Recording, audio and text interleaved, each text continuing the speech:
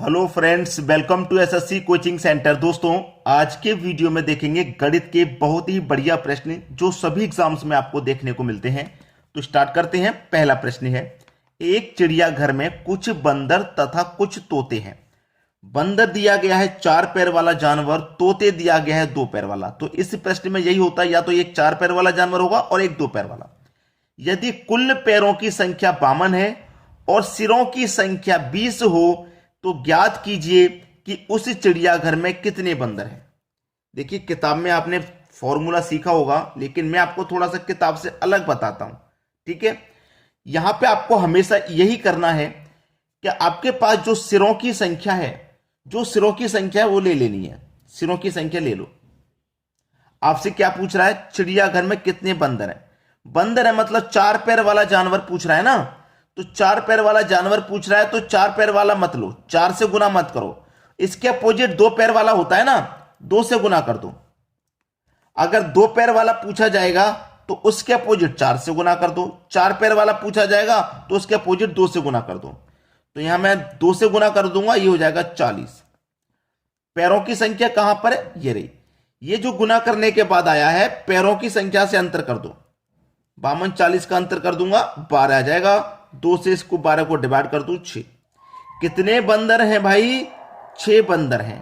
खत्म हो गया प्रश्न। ठीक है, अब मान लीजिए तोतों की संख्या आपको इसमें निकालनी रहती, तोते की। तो सबसे पहला तरीका तो वही, आपको सिरों की संख्या लेनी है। तोते की संख्या बतानी है ना, तो तोते के अपोजिट 4 पैर वाला होता है, उससे गुना कर देंगे। ठीक है, कितना हो जाएगा? 20 चौके 80। पैरों की संख्या से अंतर कर दो, 52 पैर हैं। 80 में से मैं 52 घटा दूं तो 10 में से 2 जाएगा 8, 7 में से 5 जाएगा 2, 28 बचेगा। इसको क्या कर देना? 2 से डिवाइड।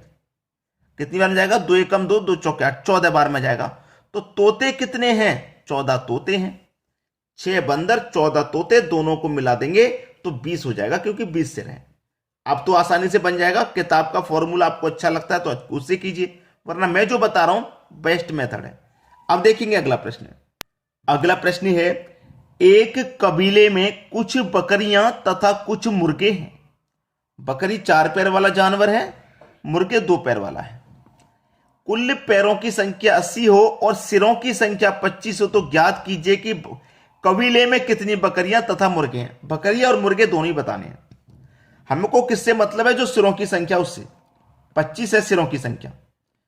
ये क्या निकालना है? पहले 2 पैर वाला वो बकरी भी निकालना है। बकरी के तो भाई 4 पैर होते हैं और मुर्गे के 2 पैर होते हैं, दोनों बताना है कितनी बकरियां हैं कितने मुर्गे। तो सबसे पहले बकरियां निकाल लेते हैं। बकरियां कितनी हैं? बकरियां का निकालेंगे तो इसके अपोजिट 2 पैर वाले से गुना कर देंगे, जैसे पहले किया था। 50 हो जाएगा। और जो पैरों की संख्या है उससे अंतर कर देंगे, 30 अंतर आ जाएगा। 2 से डिवाइड कर दो, 15। कितनी बकरियां हैं? 15 बकरियां हैं। 15 बकरियां। अब देख लीजिए, हमारे पास टोटल सिर्फ 25 हैं, जिसमें से बकरियां हैं 15। तो 15 घटा दो बकरी, क्या बचेगा? 10 मुर्गे बच जाएंगे। निकालने की जरूरत है नहीं, मैं बता दे रहा हूं। जब टोटल सिर्फ हमारे पास 25 हैं, 25 में से बकरियां हो गई 15, तो 10 ही तो बचेगा। जो बचेगा वो मुर्गे हो जाएगा कि नहीं? तो 15 बकरी 10 मुर्गे, ये आपका आंसर हो गया। 15 और 10 चाहो तो निकाल के देख लो भाई, कोई दिक्कत नहीं है। इसी तरीके से निकलेगा। 25 सिर है, 25 ले लो। किसका निकालेंगे? मुर्गे का। तो मुर्गे का अपोजिट 4 से गुना कर दो, 4 पैर वाले से, 100 हो जाएगा। सिर्फ पैरों की संख्या से अंतर कर दो, 20 आ जाएगा। 2 से डिवाइड कर दो, आ गया 10। कितना समय निकला? अब भी 10 आ गया निकल के। ठीक है, समझ में आ गया। अब देखेंगे अगला प्रश्न। अगला प्रश्न है, एक पर्स में 50 रुपए तथा 20 रुपए के 25 नोट हैं। देखिए, 50 रुपए और 20 रुपए के 25 नोट हैं।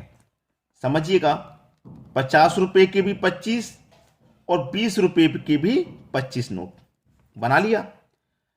अब इसे बनाने के बाद में 25 का गुना 5 से कर दूं, 125, और एक 0 1250। 25 दूने का 50 और एक 0 500। ये 1250 रुपए हो गए, ये 500।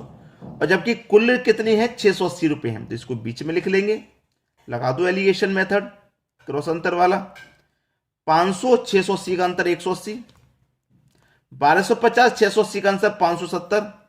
ठीक है, 0 से 0 कटेगा, 3 छिंग 18, 3 से कट जाएगा 19 बार में। ठीक है, अब यहां पे 50 के कितने नोट हैं? 6। 50 के नोट हैं भैया 6 और 20 के नोट हैं 19। 20 के नोट हैं 19, करके देख लेते हैं। 6 पंजे 30 और 1 0 300, 19 दूनी का 38 और 1 0 380। दोनों को मैं जोड़ूंगा, 300 380 मिलकर के 680 हो जाएगा, और 680 ही तो हमारे पास था। तो हमसे पूछ रहा था कि नोटों की संख्या, तो 50 रुपए के तो 6 नोट हैं और 20 रुपए के कितने नोट हैं भाई? 19 नोट हैं, और 6 और 19 दोनों मिलकर के कितना हो जाएगा? 25 हो जाएगा। तो 50 रुपए के 6 नोट हैं और 20 रुपए के 19 नोट हैं, टोटल इस तरीके से 25 नोट हैं। नोटों की संख्या पूछा तो क्या हो जाएगी? 6 और 19, यही हमारा सही जवाब। क्लियर सभी को? ये हमारा आंसर आ गया। अब देखेंगे अगला प्रश्न। अगला प्रश्न है, एक थैले में 50 पैसे तथा 25 पैसे के 200 सिक्के हैं। यदि थैले में कुल 90 रुपए हो तो प्रत्येक प्रकार के सिक्कों की संख्या ज्ञात करो। थोड़ा सा चेंज है इस प्रश्न में। हमने इससे पहले वाला प्रश्न देखा था तो यहां भी रुपए था, यहां भी रुपए था, यहां भी रुपए था, लेकिन यहां पैसे है, यहां भी पैसे है, यहां रुपए, अलग अलग दे रखा है। चेंज करना पड़ेगा भाई। देखिए, सबसे पहले 50 पैसे के कितने सिक्के? 200 सिक्के। 50 पैसे के 200 सिक्के और 25 पैसे के भी कितने हो जाएंगे? 200 सिक्के। अब रुपए में कन्वर्ट करना है, 100 से डिवाइड इसमें भी कर दो और 100 से डिवाइड इसमें भी कर दो, क्योंकि एक रुपए में 100 सिक्के 100 पैसे होते हैं, तो 100 से डिवाइड कर दो रुपए बनाने के लिए। ठीक है, अब इसको सॉल्व कर लीजिए। पहले 100 से कटा दूंगा 200 को 2 बार में, 50 का गुना 2 से कर दो 100, 100 से 200 यहां भी 2 बार में, 25 का गुना 2 से कर दो 50। अब ये रुपए में कन्वर्ट हो गया, और रुपए कितने हैं? कुल 90 रुपए। बीच में ले लो, वही एलिगेशन मेथड लगा दो, क्रॉस अंतर वाला। 50 और 90 का अंतर 40, 100 90 का अंतर 10। ठीक है, अब देखिए 0 से 0 कट गया तो क्या आ गया आपका? 4:1 आ गया। अब ये 4 किसका है? ये 4 कितना है? ये 50 पैसे का ही तो है, अनुपात 50 का है। और ये 1 किसका है भाई? 1 25 पैसे का ही तो है, ये 25 पैसे का है। हमसे क्या पूछ रहा था? सिक्कों की, प्रत्येक प्रकार के सिक्कों की संख्या ज्ञात करो। तो मैं 50 पैसे का गुना 4 से कर दूंगा तो कितना हो जाएगा?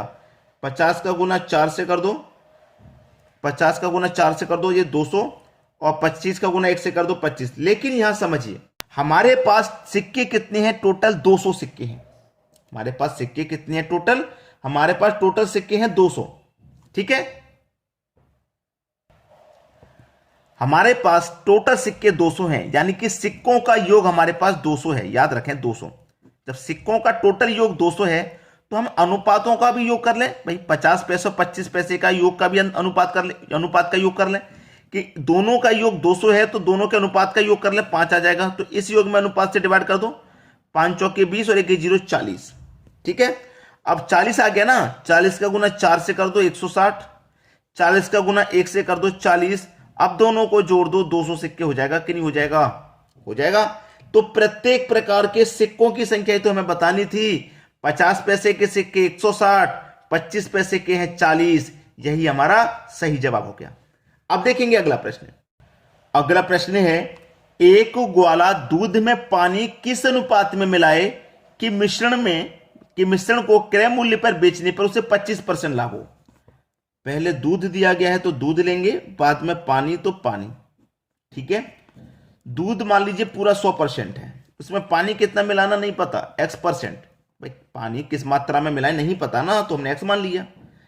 अब यहां पे हमने X मान लिया, हमें करना क्या है कि क्रय मूल्य पर बेचने पर उसे 25% का लाभ हो। मतलब दूध मेरा 100 रुपए में 100 लीटर आ रहा है और मैं 100 रुपए में 100 लीटर ही बेचूंगा, तो मेरा लाभ होना चाहिए 25% का। ठीक है, अब 100 की चीज पर 25% का लाभ कब होगा? जब मैं 100 की चीज में 25 को ऐड करके बेचूं, चाहे पानी मिला करके बेचूं, कोई भी मिलावट करूं।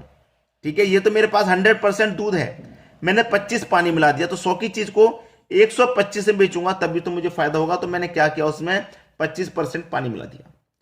तो देखिए ये कटा लूंगा मैं, 25 से कटेगा 4 बार में, 25 से कटेगा 1 बार में, तो पानी मुझे 25% ही तो मिलाना है। 4:1 मेरा सही आंसर है। मतलब 4 अनुपात में दूध मिलाना है तो उसमें 1 अनुपात में मुझे पानी मिलाना है। क्लियर है? ये आपके प्रश्न का बिल्कुल सही जवाब हो जाएगा, आसानी से समझ में भी आ गया होगा। ठीक है दोस्तों, वीडियो देखने के लिए आपका बहुत बहुत धन्यवाद।